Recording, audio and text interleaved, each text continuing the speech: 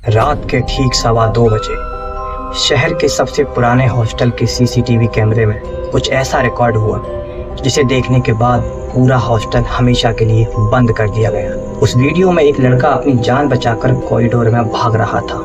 उसके कपड़ों पर खून लगा हुआ था और वो बार बार पीछे मुड़कर देख रहा था, जैसे कोई उसे मारने के लिए उसके पीछे दौड़ रहा हो। लेकिन सबसे डरावनी बात तो ये थी कि उसके पीछे कोई इंसान नहीं था, बल्कि एक ऐसी चीज जो कि जली हुई थी।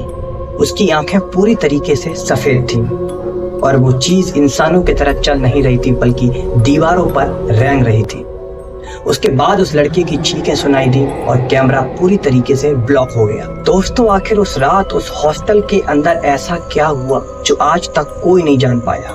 नमस्कार दोस्तों, मेरा नाम है शिवम बघेल और आप देख रहे हो डार्क शिवम।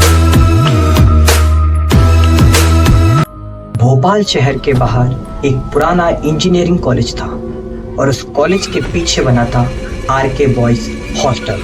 4 मंजिला पुरानी बिल्डिंग, टूटी दीवारें और अंधेरा लंबा कॉरिडोर और हर रात सुनाई देने वाली अजीब आवाजें। लेकिन छात्रों को सबसे ज्यादा डराता था उस हॉस्टल का 4th फ्लोर, क्योंकि वहां सालों से कोई नहीं रहता था। क्योंकि लोग कहते हैं कई साल पहले उस 4th फ्लोर में बहुत भयानक आग लगी थी और कुछ स्टूडेंट्स उस आग में जिंदा जलकर मर गए। लेकिन ये बात कॉलेज वालों ने किसी को भी नहीं बताई। अब उसी कॉलेज में एक अमन नाम के लड़के ने एडमिशन लिया, जो कि बड़ा ही शांत स्वभाव का लड़का था, लेकिन उसको हॉरर चीजों के बारे में जानने में बहुत इंटरेस्ट था। उसके साथ रूम में थे रोहित, समीर और बिग। चारों बहुत जल्दी दोस्त बन जाते हैं। पहले कुछ दिन सब कुछ ठीक था, लेकिन फिर एक रात सब कुछ बदल गया। उस रात बारिश बहुत तेज हो रही थी, बाहर बिजली चमक रही थी और लगभग पूरा हॉस्टल सो चुका था। तभी अचानक से अमन की आंख खुल जाती है। उसे लगा जैसे कॉरिडोर में कोई भारी पैर घसीट रहा हो। उसने फोन उठाया, फोन में टाइम देखा तो रात के 2:15 बजे थे। उसे लगा कि कोई स्टूडेंट होगा, लेकिन तभी आवाज आकर उसके दरवाजे के बाहर रुक गई। पूरा कमरा शांत हो गया। तभी दरवाजे पर 3 बार दस्तक हुई, टक टक टक। तभी रोहित की आंख खुल जाती है और वो बोलता है, कौन है बाहर? लेकिन बाहर से कोई भी जवाब नहीं आया। फिर समीर ने उठकर धीरे से दरवाजा खोला तो बाहर कोई नहीं था, सिर्फ खाली कॉरिडोर और जमीन पर गीले पैरों के निशान जो कि फ्लोर की सीढ़ियों तक जा रहे थे। अगले दिन सुबह होते ही उन चारों दोस्तों ने 4th फ्लोर के बारे में पूछना शुरू कर दिया, लेकिन हर कोई बात सिर्फ टाल रहा था। यहाँ तक कि वार्डन भी डर गई। उसने सिर्फ इतना कहा कि रात होते ही गलती से भी 4th फ्लोर पर जाने की गलती मत करना। लेकिन ये बात अमन को थोड़ी सी अजीब लगी। उन चारों दोस्तों ने मिलकर डिसाइड किया कि आज रात वो 4th फ्लोर पर जाएंगे। अब रात के ठीक 1 बजे वो चारों दोस्त 4th फ्लोर की तरफ बढ़ रहे थे। जैसे जैसे वो ऊपर जा रहे थे, वहाँ की हवा ठंडी होती जा रही थी। वहाँ से एक अजीब तरीके की स्मेल आ रही थी, जैसे कोई डेड बॉडी में से आती है। जैसे ही वो 4th फ्लोर पर पहुंचे तो उन्होंने देखा वहाँ का दरवाजा आधा टूटा हुआ है। अमन ने धीरे से उस दरवाजे को खोल दिया। उन्होंने देखा अंदर पूरा फ्लोर अंधेरे में डूबा हुआ है। दीवारों पर चलने के निशान है और वहाँ के कुछ दरवाजे काले पड़ चुके थे, जैसे बहुत सालों पहले वहां कोई भयानक आग लगी हो। तभी उनके पीछे से एक आवाज आती है, जैसे कोई छोटी बच्ची रो रही हो। वो आवाज उस फ्लोर के आखिरी कमरे में से आ रही थी, कमरा नंबर 407। जैसे ही वो कमरे के पास पहुंचते हैं, उन्होंने देखा दरवाजे के ऊपर पुराने खून जैसे निशान। समीर डर जाता है और बोलता है, भाई वापस चलते हैं। लेकिन अमन ने धक्का देकर वो दरवाजा खोल दिया। अंदर जाकर उन्होंने देखा कि पूरी दीवारें काली पड़ी हुई हैं और उस कमरे के बीचों बीच एक पुरानी टूटी हुई व्हील चेयर रखी हुई है। वो व्हील चेयर अपने आप उस कमरे के अंदर धीरे धीरे से हिल रही थी। तभी अचानक से बिक्की की टॉर्च बंद हो जाती है। फिर तभी कॉरिडोर में किसी के भागने की आवाज आती है, जैसे कोई बहुत तेजी से उनके पीछे भाग रहा हो। अब वो चारों लोग वहां से भागने लगते हैं, लेकिन कॉरिडोर में पहुंचते ही वो अचानक से रुक जाते हैं क्योंकि उनके सामने एक अजीब सा इंसान खड़ा था, या शायद इंसान जैसा कोई और, जिसका चेहरा आधा जला हुआ था। उसके मुंह से खून बह रहा था और उसकी आंखें पूरी तरीके से सफ़ेद पड़ी थी और उसकी गर्दन अजीब तरीके से नीचे झुकी हुई थी। अब ये देखकर वो लोग डर जाते हैं और वहाँ से भागने लगते हैं। जैसे ही वो भागते हैं, पीछे से वो चीज़ चीखने लगती है। ये देखकर अमन पीछे मुड़कर देखता है तो वो चीज़ अब इंसानों की तरह चल नहीं रही थी, बल्कि दीवारों पर रेंग रही थी, एक दीवार से दूसरी दीवार, जैसे कोई जानवर। अब अचानक से उसने बिक्की के ऊपर छलांग लगा दी। बिक्की जोर जोर से चिल्लाने लगा, लेकिन उस ज़ॉम्बीज़ टाइप इंसान ने बिक्की के कंधे पर काट लिया और उसका खून हर तरफ फैल गया। ये देखकर चारों ने वहाँ से भागने की बहुत कोशिश की।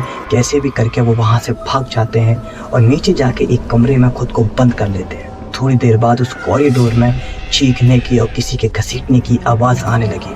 फिर सब शांत हो जाता है। सुबह होते ही बिक्की की हालत खराब होने लगी। उसका शरीर गर्म हो चुका था, उसकी आंखें लाल हो गई थी, उसका शरीर अजीब तरीके से कांप रहा था। ये देखकर वो दोस्त उसे हॉस्पिटल ले जाने की कोशिश कर रहे थे। तभी वो जोर से चिल्लाया और उसने समीर के हाथ पर काट लिया।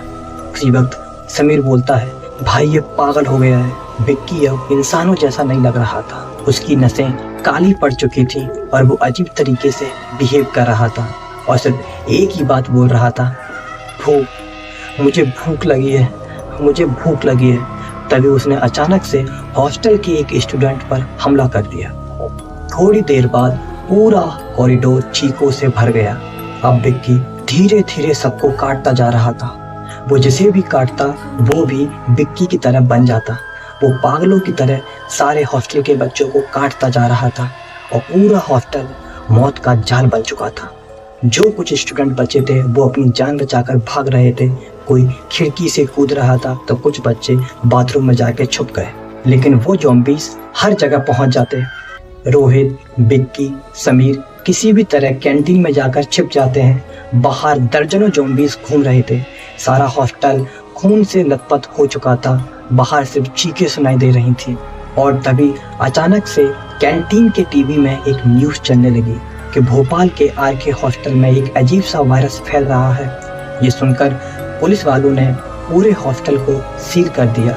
ना कोई अंदर जा रहा था, ना कोई बाहर। अब वहीं कैंटीन में छिपे एक बूढ़े चौकीदार ने उन बच्चों को सारी सच्चाई बताई कि कुछ साल पहले 4th फ्लोर पर एक सीक्रेट लैब चलती थी, जहां कुछ वैज्ञानिक इंसानों पर एक्सपेरिमेंट कर रहे थे। वो एक ऐसा वायरस बनाना चाहते थे जो इंसान को मरने के बाद भी जिंदा रख सके। लेकिन एक रात वो एक्सपेरिमेंट गलत हो गया और वायरस पूरे 4th फ्लोर पर फैल गया।